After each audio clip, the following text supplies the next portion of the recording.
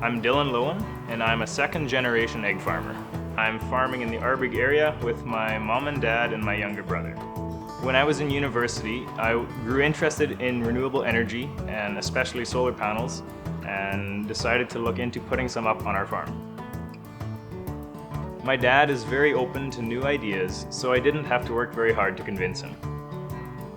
The solar panels produce 90% of the power we need for the farm. The lights, the fans, feeding systems, water, and pretty much everything else. We are saving about $16,000 a year. We have had almost no issues with it since we started. The only requirements are cleaning snow off the panels about half a dozen times throughout the winter. It's a very low maintenance system, and they've been working very well. We're egg farmers. We love what we do.